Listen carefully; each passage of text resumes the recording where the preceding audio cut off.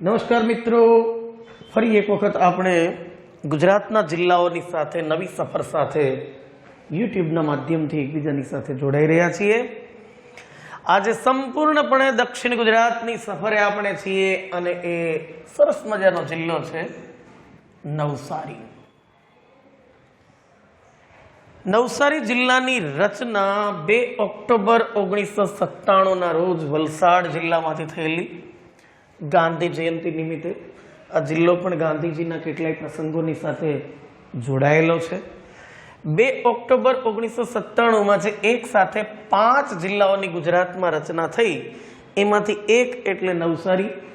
શંકરસિંહ વાઘેલા તત્કાલીન મુખ્યમંત્રી હતા અને એમના સમયની અંદર નવસારી જિલ્લાની રચના થઈ। હાલ આ નવસારી જિલ્લા છે એમની અંદર કુલ મળી અને 6 તાલુકા છે। એક તો નવસારી પોતે છે, બીજો બહુ અગત્યનો એવો જલાલપોર તાલુકો છે, ગણદેવી તાલુકો છે, ચીખલી તાલુકો છે, વાંસદા તાલુકો છે અને ખેરગામ તાલુકો છે। તો નવસારી, ગણદેવી, વાંસદા, ચીખલી, જલાલપોર અને ખેરગામ આ 6 તાલુકા ધરાવતો નવસારી જિલ્લો છે। નવસારી જિલ્લાની પાડોશી સરહદ જોઈ લઈએ તો ઉત્તર દિશાની અંદર સુરત અને તાપી જિલ્લો આવેલા છે। પૂર્વની અંદર ડાંગ જિલ્લો અને મહારાષ્ટ્ર રાજ્ય આવેલું છે। એમના પશ્ચિમ ભાગની અંદર અરબી સમુદ્ર આવેલું છે। જોજો ખંભાતનો અખાત નથી, અખાત ત્યાં સુધી જ હોય જ્યાં સુધી 2 મોટા ભૂમિ ભાગની વચ્ચે દબાયેલું જળ રાશિ હોય ત્યારે, બરાબર। એટલે નીચેના ભાગની અંદર દક્ષિણ ગુજરાતની અંદર સુરતથી આગળનો ભાગ છે એમને તમે અખાત ન કહી શકો, તો એ અરબી સમુદ્ર છે। અને દક્ષિણ દિશાની અંદર વલસાડ જિલ્લો આવેલો છે, જે વલસાડ જિલ્લામાંથી નવસારીની 2 ઓક્ટોબર 1997માં સ્થાપના થયેલી છે, તો નવરચના થયેલી છે। કેટલાક સીધા ફેક્ટ જે પરીક્ષામાં તમને પૂછી શકાય। ગુજરાતમાં સૌથી વધુ શહેરી સાક્ષરતા ધરાવતો જિલ્લો કોઈ હોય તો એ નવસારી છે।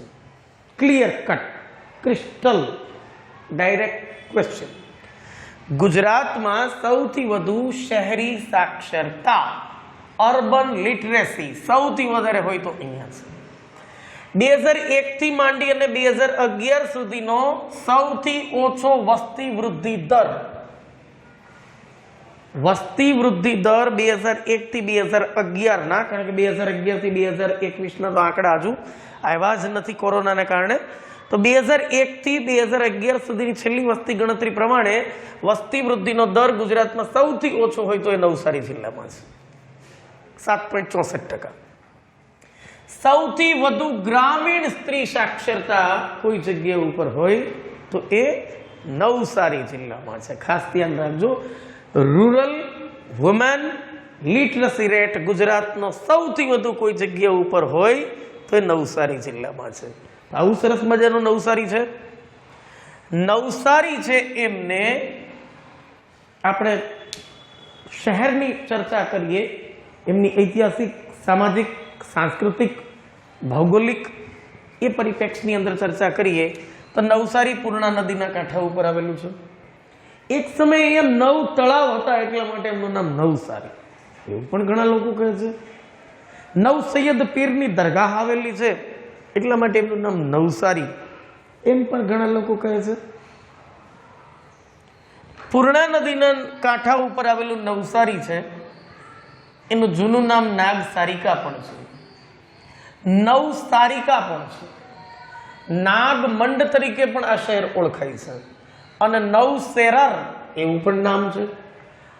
પારસીઓ સૌપ્રથમ આ જિલ્લાની અંદર આવેલા, બરાબર, અને એની આસપાસના પ્રદેશની અંદર પારસીઓની વસ્તી બહુ વધારે હોવાને કારણે એમને પારસીપુરી તરીકે પણ ઓળખાય છે। નાગશારક તરીકે પણ આ શહેર છે એમને ઓળખવામાં આવે છે। તો કેટલા નામ થયા? નાગશારક, પારસીપુરી, નવશેરર, નાગમંડ, નવસારિકા, નાગસારિકા અને હાલનું નવસારી। 9 તળાવ હતા એવું પણ મનાય છે। નૂર પીરની દરગાહ અહીંયા આવેલી છે અને હિન્દુ મુસ્લિમ એકતાનું બહુ મોટું પ્રતીક એવી નવ સૈયદ પીરની દરગાહ છે એ પણ નવસારીમાં આવેલી છે. આ નવ સૈયદ પીરની દરગાહ વિશેના પ્રશ્નો ક્લાસ 3 ની અંદર અત્યાર સુધીમાં 4 થી 5 વખત પૂછાઈ ચૂક્યા છે. નવસારી છે એ વિશિષ્ટ મહાનુભાવોની ભૂમિ છે અને ખાસ કરીને પારસી સમાજે જે દેશને આપ્યું છે એવા મહાન વ્યક્તિઓ છે એમના ઓરિજિન નેટિવ કોઈ જગ્યા ઉપર હોય તો એ નવસારીમાં છે. જેમ કે હિન્દના દાદા તરીકે ઓળખાતા the grand old man of India Dadabhai Naoroji, એમનું જન્મસ્થાન નવસારી છે.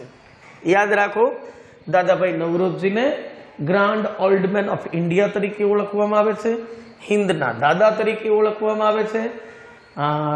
આઈએનસી ઇન્ડિયન નેશનલ કોંગ્રેસના 3 વખત એ પ્રમુખ રહી ચૂક્યા છે અને બ્રિટિશ પાર્લામેન્ટની અંદર ચૂંટાનારા સૌ પ્રથમ ભારતીય કોઈ હોય તો એ દાદાભાઈ નવરોજી છે. રાષ્ટ્ર ગોફતાર નામનું સામયિક શરૂ કરી અને પારસી ધર્મ સુધારણા કરવા માટે કાર્ય કર્યું હોય તો દાદાભાઈ નવરોજીએ કરેલું છે. અને poverty and unBritish rule in India નામનું પુસ્તક છે એમના લેખક હોય તો પણ દાદાભાઈ નવરોજી છે. અને એમને જે સિદ્ધાંત આપ્યો છે એ સિદ્ધાંત આપ્યો છે સંપત્તિનું બહિર્ગમન, બરાબર, ડ્રેઇન વેલ્થ, એનો સિદ્ધાંત એમણે આપેલો છે.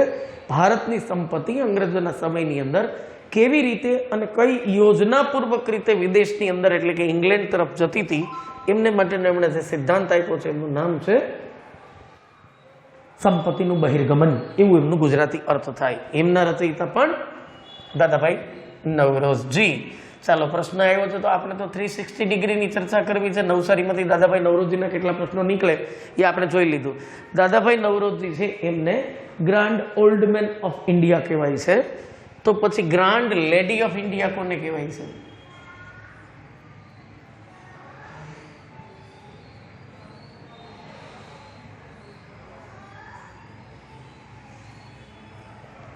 આ પ્રશ્ન પૂછાઈ શકે. ગ્રાન્ડ ઓલ્ડ મેન તો બધા જાણે છે.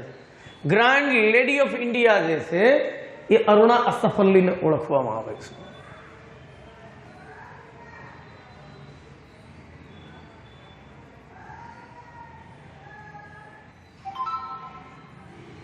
અરુણા અસફ અલી છે એમને ગ્રાન્ડ લેડી ઓફ ઇન્ડિયા તરીકે ઓળખવામાં આવે છે, તો એ પણ યાદ રાખવા જોઈએ. ટાટા સ્ટીલ કોણ નથી ઓળખતું સાહેબ? એ ટાટા કંપની છે એમના સ્થાપક જમશેદજી ટાટા છે, એમનો જન્મ અહીંયા થયો છે નવસારીમાં. ભારતના અણુ પ્રચાર અને પ્રસાર માટે જેમને આપણે હંમેશા યાદ કરીએ છીએ એવા ડોક્ટર હોમી ભાભા કે જેને ચાલુ સ્ટીમરની અંદરથી પ્રધાનમંત્રી એ સમયના તત્કાલીન પંડિત જવાહરલાલ નહેરુ છે એ લઈ આવેલા અને પછી રેસ્ટ ઇઝ ધ હિસ્ટ્રી. તમને ખબર છે કે પછીના એમણે અપ્સરા ને એ બધા અણુ રિએક્ટરો ભારતની અંદર સ્થાપ્યા. 1957થી આપણે અણુક્રાંતિ કરી. એવા અણુક્રાંતિના જનેતા ડોક્ટર હોમી ભાભા એ પણ મૂળ વતન નવસારીના. મેડમ ભીખાઈજી કામાને તમામ પરીક્ષા આપનારા વિદ્યાર્થીઓ સ્પર્ધકો ઓળખતા હશે. 1907ની અંદર સ્ટુટગાર્ડની અંદર જર્મનીમાં જેમણે ભારતનો પ્રથમ ઝંડો છે એમને લહેરાયો એવા મેડમ ભીખાઈજી કામા, સરદારસિંહ રાણા અને શ્યામજી કૃષ્ણ વર્મા જેવા વિદેશમાં રહી અને ક્રાંતિકારી પ્રવૃત્તિ કરનારા વ્યક્તિઓની સાથે એમણે ઘણું બધું કામ કર્યું. એવા મેડમ ભીખાઈજી કામાનું વતન પણ નવસારી છે. પિનાજ મસાણી ગઝલની સાથે જોડાયેલું બહુ મોટું નામ છે અને ગુજરાતી ગઝલોમાં જેમણે બહુ મોટું નામ ઊભું કર્યું છે એવા પિનાજ મસાણી છે, એ પણ નવસારીના વતની છે. હોમાઈ વ્યારાવાલા, ગુજરાતની સૌ પ્રથમ મહિલા ફોટોગ્રાફર કોઈ હોય તો એ હોમાઈ વ્યારાવાલા છે અને એ અહીંના વતની છે સાહેબ. અને જયકિશન શ્રોફ એટલે કે જેકી શ્રોફ, ટાઈગર શ્રોફના પિતા,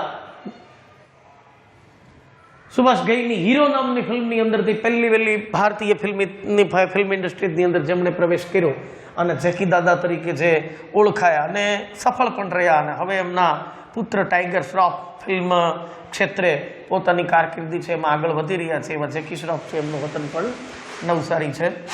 નવસારીની અંદર અમર શાંતિ ટાવર આવેલો છે. અમર શાંતિ ટાવર ક્યાં આવેલો છે? નવસારીમાં આવેલો છે. દસ્તુરજી મેહરજી લાઇબ્રેરી ક્યાં આવેલી છે? નવસારીમાં આવેલી છે. દસ્તુરજી મેહરજી લાઇબ્રેરી છે એમની ખાસિયત એ છે કે સ્વર્ગીય મોતીલાલ અમીન પુસ્તકાલય સેવા પારિતોષિક જે ગુજરાતની જુદી જુદી પુસ્તકાલય પ્રવૃત્તિ કરનારી જે સંસ્થાઓ છે એમને અપાય છે દર વર્ષે, એમનું 5 વખત એવોર્ડ છે દસ્તુરજી મેહરજી લાઇબ્રેરીને મળેલો છે. તો 5 વખત સ્વર્ગીય મોતીલાલ અમીન પુસ્તકાલય સેવા પારિતોષિક વિજેતા એવી લાઇબ્રેરી અહીંયા આવેલી છે. એના ઉપરથી તમને લાઇબ્રેરીની ખબર પડે. એ ઉપરાંત અહીંયા સયાજી વૈભવ સાર્વજનિક પુસ્તકાલય પણ આવેલું છે કે જે 1898માં એમની સ્થાપના થઈ છે, સયાજી વૈભવ સાર્વજનિક પુસ્તકાલય. અને આ બધાને કારણે જ નવસારી છે એમને પુસ્તક નગરી તરીકે પણ ઓળખવામાં આવે છે. તો ખાસ ધ્યાન રાખજો કે આ શહેરને પુસ્તક નગરી કહેવાય છે. તો ગુજરાતની પુસ્તક નગરી એટલે નવસારી છે. 2 જબરદસ્ત લાઇબ્રેરીઓ અહીં આવેલી છે. એ ઉપરાંત બિલીમોરામાં પણ એક લાઇબ્રેરી આવેલી છે, એમની ચર્ચા આગળ જતા કરશું. પીટીટ સાર્વજનિક પુસ્તકાલય છે એ પણ બિલીમોરામાં આવેલું છે, એમની ચર્ચા કરીશું આગળ જતા. તો આ આપણું છે નવસારી. નવસારી પછી આ જિલ્લાની અંદરના સ્થળો છે એમની ચર્ચા કરીએ તો અગત્યનું સ્થાન છે ગણદેવી. સમગ્ર ભારત અને વિશ્વની અંદર ગોળ માટે કોઈ પ્રખ્યાત હોય તો ગણદેવી છે. ગણદેવી છે એ વેંગણિયા નદીના કિનારા ઉપર આવેલું છે. પ્રાચીન નામ એમનું ગુણપાદિકા છે. તો અત્યારનું ગણદેવી, એમનું જૂનું નામ ગુણપાદિકા છે. અહીંયા ગંગેશ્વર મહાદેવનું મંદિર છે, સતી માતાનું મંદિર છે. ખાસ કરીને તો ગોળ અને ખાંડ ઉદ્યોગ માટે ખૂબ જ પ્રખ્યાત છે ગણદેવી, એ જાણવાનું છે. એ ઉપરાંત અહીંયા વડા તળાવ આવેલું છે. વડા તળાવ ત્યાં આવેલું. તળાવ અને કુંડ સાંસ્કૃતિક ભૂગોળની અંદર કે સાંસ્કૃતિક ઇતિહાસમાં અવારનવાર પૂછાતા પ્રશ્નો છે. તો વડા તળાવ ત્યાં આવેલું છે, અહીંયા આવેલું છે ગણદેવીની અંદર. એના પછી અગત્યનું સ્થાન છે ચીખલી. ગુપ્તેશ્વર મહાદેવનું મંદિર અહીંયા આવેલું છે ચીખલીની અંદર. ચીખલીની બાજુમાં છે મજી ગામ. આ મજી ગામ છે એમની અંદર મલ્લિકાર્જુન મહાદેવનું પ્રાચીન મંદિર છે. ખાસ ધ્યાન રાખજો, દ્વાદશ જ્યોતિર્લિંગમાંથી ઓરિજિનલ જે મલ્લિકાર્જુન મંદિર છે એ તો આંધ્રપ્રદેશમાં આવેલું છે, પણ એની પ્રતિકૃતિ એવી જ ભગવાન મલ્લિકાર્જુન છે એ મજી ગામની અંદર આવેલા છે પ્રાચીન મંદિર તરીકે. તો ગુજરાતમાં મલ્લિકાર્જુનનું મંદિર ક્યાં છે? એ મજી ગામમાં છે, ચીખલીની નજીક આવેલું છે. પછી આપણે ચર્ચા કરી હતી એ બિલીમોરા છે. બિલીમોરામાં સોમનાથ મંદિર આવેલું છે. જો આ ખાસ નોંધવા જેવી બાબત છે, મલ્લિકાર્જુન મજી ગામમાં અને બિલીમોરા છે એમાં સોમનાથ મંદિર આવેલું છે. તો ભગવાન સોમનાથ મહાદેવ જે ગીર સોમનાથની અંદર બિરાજમાન છે, અરબી સમુદ્રના કાંઠા ઉપર એ તો છે જ, પણ અરબી સમુદ્રના સામા કાંઠા ઉપર પણ બિલીમોરાની અંદર પણ બિરાજમાન છે. ત્યાં સોમનાથ મંદિર આવેલું છે. રસાયણ ઉદ્યોગ માટે આ શહેર ખૂબ જાણીતું છે બિલીમોરા. લાકડા ઉપર નકશીકામ, ખાસ કરીને વલસાડી સાગ છે એમના ઉપરના નકશીકામ ને કોતરણી છે, એમને માટે પણ બહુ પ્રખ્યાત છે બિલીમોરા. અને અહીંયા નૌકા બનાવવાનો ઉદ્યોગ બહુ મોટા પ્રમાણમાં ચાલતો, જો કે હવે પડી ભાંગ્યો છે, પણ વિશાળ નૌકાઓ છે એક સમયની અંદર બિલીમોરાની અંદર બનતી હતી. તો એ માટે ખૂબ જાણીતું છે. અને પીટીટ સાર્વજનિક પુસ્તકાલય છે એ બિલીમોરામાં આવેલું છે. તો બિલીમોરાની અંદર પણ એક સાર્વજનિક પુસ્તકાલય છે જેમની ચર્ચા આપણે અહીંયા કરીએ છીએ. બરાબર, પીટીટ સાર્વજનિક પુસ્તકાલય બિલીમોરામાં આવેલું છે. ત્યાંથી આગળ વધો સાહેબ એટલે આવે મરોલી. મરોલી બહુ અગત્યનો વિસ્તાર છે આ. અને મરોલીની અંદર વનાત શાળા નામે એક આશ્રમ ચાલે છે. વનાત શાળા આશ્રમ ક્યાં આવેલું છે? મરોલીમાં છે. મીઠુબેન પીટીટ છે એમના દ્વારા એમની સ્થાપના થયેલી છે. અને મીઠુબેન પીટીટ છે કસ્તુરબા ગાંધીની સાથે જે વિદેશી માલની હોળી કરવા માટે જે પિકેટિંગ કરવાનું હતું એમાં બહુ સક્રિય રીતે ગાંધીજીની સાથે અને કસ્તુરબા ગાંધીની સાથે જોડાયેલા વ્યક્તિ હતા મીઠુબેન પીટીટ. તો મીઠુબેન પીટીટ દ્વારા વનાથ આશ્રમ શાળા છે એ પણ ખોલવામાં આવી છે. એ અહીંયા મરોલીની અંદર છે. કસ્તુરબા સેવાશ્રમ પણ અહીંયા આવેલો છે મરોલીની અંદર. અને માનસિક રોગીઓ માટેની હોસ્પિટલ છે એ પણ તમને મરોલીની અંદર જોવા મળશે. તો મરોલીની અંદર પણ અગત્યની કેટલીક વસ્તુઓ છે એ આપણે નોંધવાની છે. ત્યાર પછી છે પ્રખ્યાત વિશ્વવિખ્યાત દાંડી. દાંડી નામનું સ્થળ નવસારી જિલ્લામાં આવેલું છે. અગાઉ એ દાંડી યાત્રા થઈ ત્યારે 1930ની અંદર એ સુરત જિલ્લામાં હતું, પછી વલસાડમાં ગયું અને પછી વલસાડમાંથી 1997 થી નવસારીમાં આવ્યો. એટલે કોઈ જૂના પુસ્તકો તમે જુઓ ને એમાં વલસાડ લખ્યું હોય તો કંઈ ખોટું નથી, અને બહુ ઓલ્ડ પુસ્તકો જુઓ અને એમાં ઐતિહાસિક ગ્રંથોમાં લખ્યું હોય કે સુરત જિલ્લાના દાંડી મુકામે, તો કંઈ ખોટું નથી સાહેબ. અત્યારે આખો દક્ષિણ ગુજરાતનો ભાગ છે, એનો મોટો પાર્ટ છે એ સુરત જ હતું એક સમયની અંદર. આમ તો દક્ષિણ ગુજરાતમાં 3 જિલ્લા જ મુખ્ય હતા. વડોદરાથી નીચે જઈએ એટલે 3 જ જિલ્લા હતા. જુઓ, ભરૂચ, સુરત અને ડાંગ. બાકી વલસાડની રચના 1966માં થઈ છે, એ નહોતો. તાપીની રચના પછી થઈ છે. નવસારીની રચના બાદમાં થઈ છે. અને નર્મદા જિલ્લો છે એ પણ ભરૂચમાંથી પછી બાદમાં બનેલો છે. તો દક્ષિણ ગુજરાતના જિલ્લાઓની અંદર 3 જ જિલ્લાઓ હતા. તો ઓલ્ડમાં તમે જોશો તો મોટે ભાગે છે એ આપણી પાસે સુરત જ આવશે. તો એ સુરતમાંથી જ બનેલી વસ્તુ છે. દાંડી યાત્રા, એના વિશે પણ થોડીક માહિતી એકત્ર કરેલી. એક પરીક્ષામાં કઈ કઈ વસ્તુ પૂછી શકાય. મૂળભૂત રીતે દાંડી યાત્રા એ શું છે? દાંડી યાત્રા એ મીઠાનો સત્યાગ્રહ છે.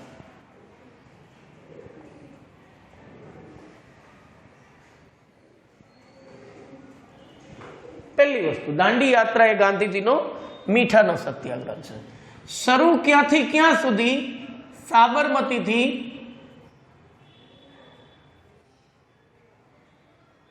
દાંડી સુધી. પ્રારંભ ક્યારે થયો? 12 માર્ચ 1930. દાંડી યાત્રા પૂરી ક્યારે થઈ? 6 એપ્રિલ 1930.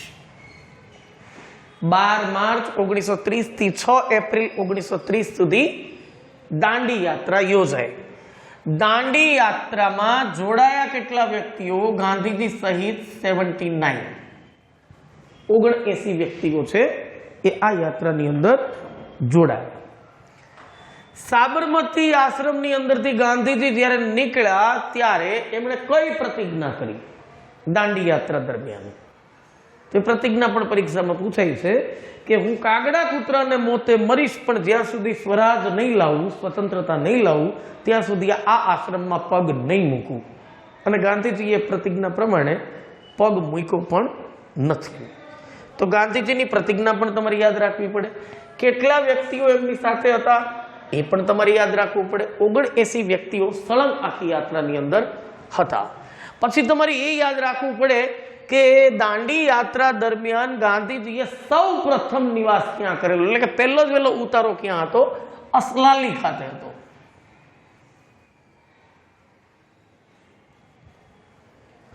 અસલાલી છે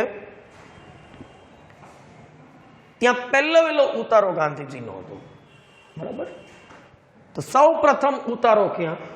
અચ્છા, ગાંધીજીની જે યાત્રા છે એ યાત્રા છે એમાં જે જગ્યા ઉપર રાત્રિ નિવાસ કરવાનો હોય, આગળના ગામે પેદલ ચાલતા ચાલતા 24 દિવસનો કાર્યક્રમ હતો. તો પછી બધા વ્યક્તિઓ છે એમની જમવાની વ્યવસ્થા, એમની ત્યાં રેસિડેન્ટની વ્યવસ્થા, એ બધું પણ કરવું જોઈએ ને. તો એને માટે જે ટુકડી હતી એ ટુકડીનું નામ હતું અરુણ ટુકડી.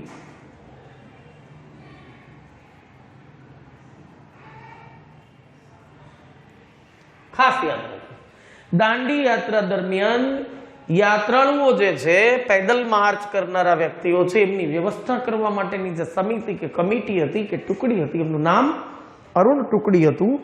અને અરુણ ટુકડીના લીડર બબલભાઈ મહેતા હતા. બરાબર. બબલભાઈ મહેતા અને ગુલામ રસુલ કુરેશી.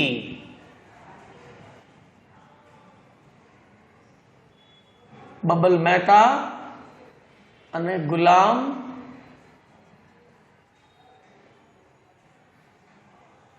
રસુલ કુરૈશી, આ બે વ્યક્તિઓ છે એ અરુણ ટુકડી છે એમના સરદાર એટલે કે લીડર હતા. ખાસ ધ્યાન રાખવાનું તમારે. દાંડી યાત્રા છે એમને કોણે ક્યાં નામે ઓળખાવી છે? મહાદેવભાઈ દેસાઈએ દાંડી યાત્રાની સરખામણી બુદ્ધના મહાવિનિષ્ક્રમણ સાથે કરેલી છે. મહાત્મા બુદ્ધે કરેલું મહાવિનિષ્ક્રમણ એટલે જેમણે ગૃહનો ત્યાગ કરી દીધો અને ફરી ક્યારેય ઘરે પાછા ન ફર્યા, મહાત્મા ગાંધીજીએ પોતાના આશ્રમનો ત્યાગ કરી દીધો અને સાબરમતી આશ્રમમાં ક્યારેય પાછા ન ફર્યા. તો એની સાથે સરખાવી છે બુદ્ધના મહાભિનિષ્ક્રમણની સાથે. અને મહાત્મા ગાંધીનું જે રીતે રસ્તા ઉપર લોકો દ્વારા ભવ્યાથી ભવ્ય સ્વાગત થતું હતું ગામડે ગામડેથી, એની સરખામણી છે એ સુભાષચંદ્ર બોઝે નેપોલિયન બોનાપાર્ટની પેરિસ માર્ચ સાથે કરેલી છે. સમગ્ર યુરોપ ઉપર વિજય પ્રાપ્ત કરી અને વિજયનો ડંકો દઈ અને ફ્રાન્સનું નામ બહુ રોશન કરી અને નેપોલિયન બોનાપાર્ટ જ્યારે પેરિસની બજારમાંથી નીકળ્યો ત્યારે એમનું વિજય સરઘસ છે એમનું જે રીતે સ્વાગત સમગ્ર પેરિસના શહેરીજનોએ અને મહાજન મંડળે કરેલું, એવું ભવ્યથી ભવ્ય સ્વાગત મહાત્મા ગાંધીનું દાંડી યાત્રા દરમિયાન ગામડે ગામડે થયેલું. એટલા માટે એમને પેરિસ માર્ચ સાથે સુભાષચંદ્ર બોઝે સરખાવી છે. મહાદેવભાઈ દેસાઈ છે એમણે મહાભિનિષ્ક્રમણ, બુદ્ધનું મહાભિનિષ્ક્રમણ છે એમની સાથે ગાંધીજીની આ યાત્રા છે એમને સરખાવી છે. તો એવા ગાંધીજીની યાત્રા એટલે દાંડી યાત્રા 6 એપ્રિલના રોજ અહીંયા આવી ગયા. એની સ્મૃતિની અંદર અને અહીંયા એમણે ચપટી મીઠાનો ચમત્કાર, મીઠું સવારમાં ઉપાડી અને એમણે કહ્યું કે આથી હું મીઠાના કાયદાનો ભંગ કરું છું. કારણ કે અંગ્રેજોએ મીઠાની ઉપર, નમક ઉપર ટેક્સ નાખેલો અને પોતે ટેક્સ વગર ઉપાડ્યું. તો હું મીઠાના કાયદાનો ભંગ કરું છું એવું એમણે કહ્યું કે અંગ્રેજ સરકારના જે સત્તાના પાયા કે ઇમારત છે એમની અંદર હું લૂણો લગાડું છું, ક્ષાર લૂણો લગાડું છું એવું એમણે કહ્યું. એની સ્મૃતિમાં અહીંયા દાંડી સ્મારક છે, કીર્તિ સ્તંભ છે અને સૈફ વિલા એ સ્થળ છે કે જ્યાં ગાંધીજીએ દાંડી યાત્રા દરમિયાન છેલ્લી રાત્રિનું રોકાણ કરેલું હતું. એ સૈફ વિલા છે. તો અસવાલી કે અસલાલીથી માંડી અને સૈફ વિલા સુધી તમારે યાદ રાખવાનું છે. યુનેસ્કો દ્વારા વર્લ્ડ હેરિટેજ વે ઘોષિત કરવામાં આવ્યો છે દાંડીને. સાબરમતીથી દાંડી સુધીનો જે માર્ગ છે, જુદી જુદી બુકમાં જુદા જુદા આંકડા છે, 385 કિલોમીટર, 379, પણ આપણે રજનીભાઈ વ્યાસની અસ્મિતાને લઈ લઈએ તો 379 કિલોમીટરનું અંતર છે એમ માનીએ. તો સાબરમતીથી દાંડી સુધીનું જે યાત્રા છે એમને દાંડી હેરિટેજ રૂટ, જૂનો નંબર એમનો 228 કે એવો કંઈક હતો, પણ નવો નંબર આપણે યાદ રાખવાનો છે એ હવે 64 નંબરનો છે. અને યુનેસ્કોએ એમને વર્લ્ડ હેરિટેજ રૂટ તરીકે ઘોષિત કરેલો છે, યાદ રાખજો. ગાંધીજીએ જે સ્થાન ઉપર ધરપકડ વોરી એટલે કે અંગ્રેજોએ જે સ્થાનેથી ગાંધીજીની ધરપકડ કરી મીઠાના કાયદાનું ઉલ્લંઘન કરવા બદલ, એ સ્થળનું નામ છે કરાડી. તો ક્યાંથી ગાંધીજીની ધરપકડ કરવામાં આવેલી? કરાડીમાંથી કરવામાં આવેલી. આ કરાડી નામના સ્થળે પણ ગાંધી કુટીર નામની સંસ્થા આવેલી છે અને એની બાજુમાં જ આવેલું છે જલાલપોર તાલુકાની અંદર ઉનાઈ. જલાલપોરનું જે ઉનાઈ છે એ ઉનાઈની અંદર ગરમ પાણીના ઝરા આવેલા છે. ગરમ પાણીના ઝરાની અંદર ગંધક અને સલ્ફરનું પ્રમાણ હોવાને કારણે એ ચામડીના રોગો દૂર કરે છે, કોઈ પણ ગરમ પાણીના ઝરા. આ ઉનાઈ ખાતે ગરમ પાણીના ઝરા આવેલા છે. અહીંયા ઉનાઈ માતાનું મંદિર પણ આવેલું છે. અને ગુજરાતની અંદર આવા તમને 4 સ્થળ ઉપરથી ગરમ પાણીના ઝરા જોવા મળશે. પંચમહાલના ટુવામાં જોવા મળશે, અહીંયા ઉનાઈમાં જોવા મળશે, એક લસુંદરાની અંદર જોવા મળશે અને એક તમને આપણા સૌરાષ્ટ્રના તુલસીશ્યામમાં જોવા મળશે. તો 4 સ્થળ ઉપર ગરમ પાણીના ઝરા છે. તુલસીશ્યામ, લસુંદરા, ટુવા અને ઉનાઈ. બધી વિગતો તમારી એક સાથે યાદ રાખવાની. ત્યાં ઉનાઈ માતાનું મંદિર પણ આવેલું છે. ત્યાર પછી આવો આગળ સાહેબ, મટવાડા એ પણ જલાલપોર તાલુકાની અંદર આવેલું ગામ છે અને ત્યાં શહીદ સ્મારક આવેલું છે. 26મી ઓગસ્ટ 1942 રોજ, 26th of August, 26 ઓગસ્ટ 1942 રોજ આ સ્થાન ઉપર હિન્દ છોડો ચળવળ દરમિયાન 3 જવાનો છે, આપણા ભારતીય યુવાનો છે, એ શહીદ થયેલા. 3 વિદ્યાર્થી યુવાનો છે એ શહીદ થયેલા 1942ની ક્વિટ ઇન્ડિયા એટલે કે હિન્દ છોડો ચળવળ દરમિયાન પોલીસના ગોળીબારની અંદર. અને એમના સ્મારક તરીકે અહીંયા શહીદ સ્મારક છે એ પણ બનાવવામાં આવેલું છે. એના પછી આગળ વધો સાહેબ, વાસદા. તો વાંસદા છે એ બહુ અગત્યની વસ્તુ છે. વાંસદા છે એ નેશનલ પાર્ક છે, જેમની સ્થાપના 1979 માં થયેલી છે. ખાસ યાદ રાખજો, ગુજરાતની અંદર કુલ મળીને 24 અભયારણ્ય અને 4 નેશનલ પાર્ક આવેલા છે, રાષ્ટ્રીય ઉદ્યાન છે. એ 4માં એક છે ગીર નેશનલ પાર્ક, જે અભયારણ્ય તરીકે દરજ્જો ધરાવે છે 1965 થી, પણ એમને નેશનલ પાર્કનો દરજ્જો આપ્યો છે 1975માં, 1975માં. તો ગીર નેશનલ પાર્ક જે ગીર સોમનાથમાં આવેલ છે એ એક નેશનલ પાર્ક છે. 1975માં એમને દરજ્જો મળેલો છે નેશનલ પાર્કનો. 1965 થી અભયારણ્ય તો હતું જ. ત્યાર પછી બીજું અગત્યનું છે વેળાવદર નેશનલ પાર્ક, જે કાળિયાર માટેનો છે. બ્લેકબક, કૃષ્ણમૃગ, ઘણા બધા નામ આપીએ છીએ. વલભીપુર તાલુકામાં ભાવનગર જિલ્લામાં છે. એમની સ્થાપના કરવામાં આવી છે 1976માં. ત્યાર પછી આ એક નેશનલ પાર્ક છે જેની આપણે વાત કરીએ છીએ, વાંસદા નેશનલ પાર્ક છે, રાષ્ટ્રીય ઉદ્યાન છે. 1979માં અહીંનું મુખ્ય પ્રાણી છે એ દીપડો છે, અને એ તોરણિયા ડુંગરની છાયામાં આવેલું છે. કયા ડુંગરની? તોરણિયા ડુંગરની. અને ચોથું નેશનલ પાર્ક છે એ કચ્છના અખાતની અંદર આવેલું છે, જામનગર અને દેવભૂમિ દ્વારકાની વચ્ચે, અને એનું નામ છે દરિયાઈ અભયારણ્ય, એટલે કે દરિયાઈ national park, marine national park Pirotan. 1982માં એમની સ્થાપના કરવામાં આવી છે પિરોટન નેશનલ પાર્કની. તો 4 નેશનલ પાર્ક એક સાથે યાદ રાખી લેવાના. આ વાંસદા નેશનલ પાર્ક છે ત્યાં જાનકી વન ભીનાર નામના ગામે બનાવવામાં આવ્યું છે. ગુજરાત સરકાર દ્વારા જે દર વર્ષે સાંસ્કૃતિક વન તૈયાર કરવામાં આવે છે, એવું જાનકી વન ભીનાર નામનું ગામ જે છે વાંસદાની પાસે ત્યાં છે. અને એ ઈસવીસન 2015માં આનંદીબેન પટેલ જ્યારે ગુજરાતના મુખ્યમંત્રી હતા ત્યારે 66માં વન મહોત્સવ નિમિત્તે બનાવવામાં આવેલું. તો એટલી વિગતો તમારે યાદ રાખવાની છે. તોરણીયો ડુંગર ક્યાં આવેલો છે? વાંસદા પાસે આવેલો છે. એ ઉપરાંત અહીંની અગત્યની કેટલીક સેન્ટરોની વાત કરીએ તો મોટે ભાગે રિસર્ચ સેન્ટર બધા છે એ નવસારીમાં આવેલા છે. કારણ કે નવસારીની અંદર એગ્રીકલ્ચર યુનિવર્સિટી આવેલી છે. એગ્રીકલ્ચર યુનિવર્સિટીની જો ચર્ચા કરીએ તો એ પણ ખાસ ધ્યાન રાખજો સાહેબ.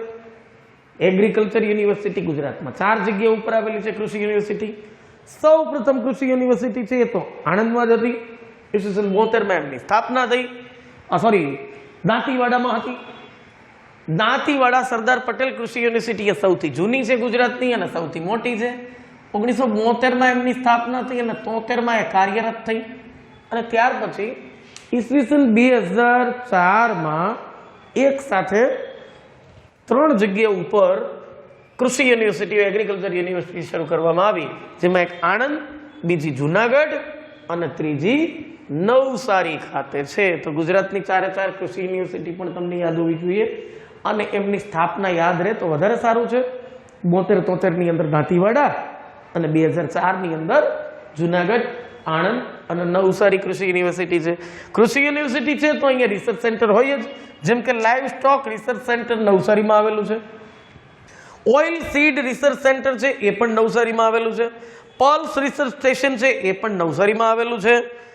રિજિયોનલ સુગરકેન રિસર્ચ સેન્ટર પણ નવસારીમાં આવેલું છે. સ્વાભાવિક છે, અહીંયા શેરડીનું બહુ મોટું ઉત્પાદન થાય છે, તો સુગરકેન માટેનું પ્રાદેશિક રિજિયોનલ એવું રિસર્ચ સેન્ટર હોય જ. ફ્રૂટ રિસર્ચ સ્ટેશન પણ અહીંયા આવેલું છે, ફળો માટેનું. એ ઉપરાંત આ જિલ્લાની અંદર ઉભરાટ આવેલું છે, જે જાણીતો રમણીય દરિયા કિનારો છે. અને ઉભરાટનો દરિયા કિનારો છે તો સરસ મજાનું પર્યટક સ્થળ છે. તો એ પર્યટક સ્થળ પણ તમારે યાદ રાખવું પડે કે આ જિલ્લામાં છે. અને નવસારી જિલ્લાનું છેલ્લું ગામ છે મહારાષ્ટ્રની બોર્ડર ઉપર, ત્યાં ગુજરાતનું અંતિમ ગામ આવેલું છે, એનું નામ છે બલવાડા. બલવાડા એ નવસારી જિલ્લામાં આવેલું છે ગુજરાતનું, અને આ જિલ્લાનું છેલ્લું ગામ છે, જ્યાંથી પછી મહારાષ્ટ્રની હદ છે એ લાગુ પડી જાય છે. એ ઉપરાંત તમારે યાદ રાખવાનું છે સાહેબ, આ જિલ્લાની અંદર ગડત નામનું સ્થળ આવેલું છે. ગડત, એ ગડત છે એમની અંદર ગર્ગાવતી, અંબિકા નદીના કાંઠા ઉપર તીર્થસ્થાન આવેલું છે ગર્ગાવતી. એ પણ તમારે યાદ રાખવાનું છે. અને એ ગડતની અંદર જ આવેલા છે કામેશ્વર મહાદેવ. ગડતની અંદર આવેલા છે કામેશ્વર મહાદેવ. મારે અમુક વસ્તુ છે એ અહીંથી કાઢી નાખવી પડશે. કામેશ્વર મહાદેવ આ કામેશ્વર મહાદેવ છે એ ભગવાન રામજીએ સ્થાપ્યા હોવાનું માનવામાં આવે છે.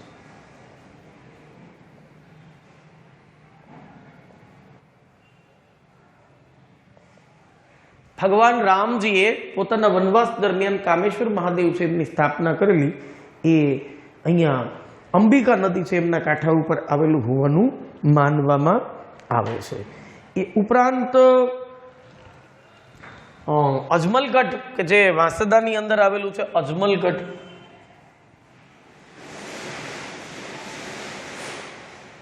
એને તમારે એ યાદ રાખવાનું છે કે પારસીઓને સૌ કોઈ જાણે છે કે સંજાણ બંદર ઉપર ઉતરેલા, અને એમની વાત આપણે કરીશું વલસાડ જિલ્લો આવશે ત્યારે, કે પારસીઓ સૌ પ્રથમ સંજાણ નામના બંદર ઉપર ઉતરા. પર્શિયન પ્રજા હતી, ઈરાનથી આવેલી હતી. ઈરાનનું જૂનું નામ છે એ પર્શિયા છે. એના ઉપરથી આ પ્રજા પર્શિયન, જેમ ઇન્ડિયા ઉપરથી ઇન્ડિયન એમ પર્શિયન, અને પર્શિયનનું અપભ્રંશ થઈને પારસી થયું. આ પ્રજા ત્યાંથી અહીંયા આવી ત્યારે જાદી રાણાનું અહીંયા શાસન હતું, બધા જાણે છે. પછી પેલી દૂધમાં સાકરવાળી વાર્તાઓ પણ આપણે ખૂબ સાંભળી છે, બિલકુલ સાચું છે. અને પ્રજા પણ એવી છે, બહુ શાંત છે અને ભળી ગઈ છે આપણી બધાની વચ્ચે. કોઈ વિખવાદ નથી, કોઈ વિવાદ નથી. પણ જાદી રાણાના ગયા પછી ત્યાંના સ્થાનિક લોકો છે એમણે ટૂંકા જ ગાળાની અંદર પારસીઓને ત્યાંથી ખદેડી મૂક્યા હતા. એ પણ ઇતિહાસ છે.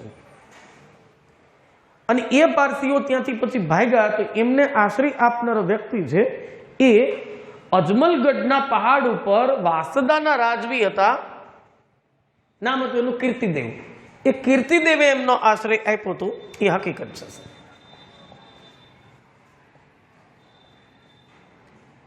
તો પારસીઓને આશ્રય આપનાર વ્યક્તિ છે એ જાદી રાણા છે. એ તો સાહેબ આખી દુનિયાને આખા ગામને હવે ખબર પડી ગઈ છે.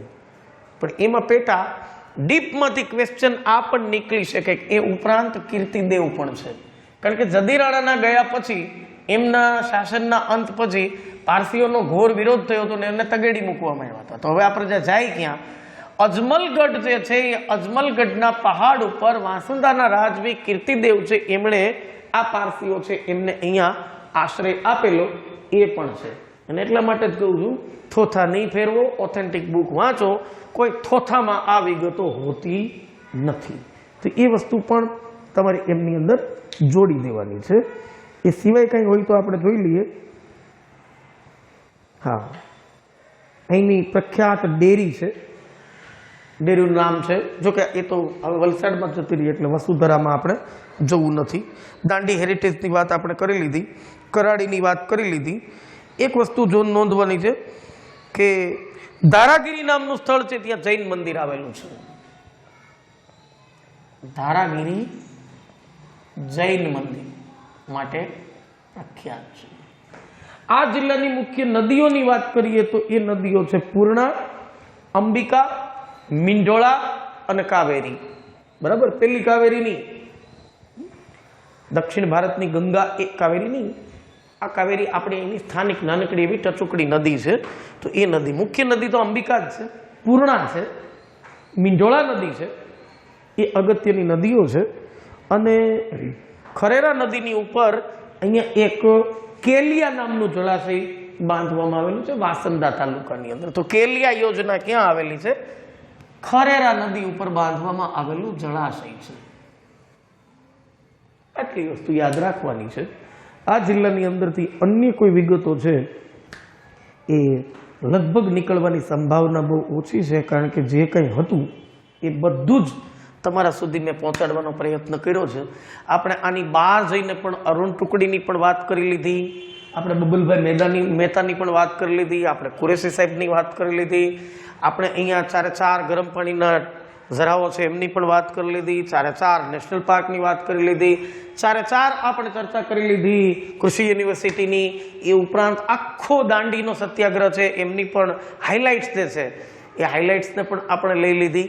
તો જિલ્લાઓની સાથે સાથે એમને બધા જ આયામની અંદરથી જો તમે ભણતા રહો તો જ એ બનશે.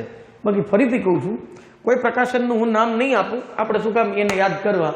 પણ તમે જે પ્રકાશનના થોથાઓ હાથમાં લઈને બેઠા છો, X, Y કે Z, એ બધાની પાસે છે મિત્રો.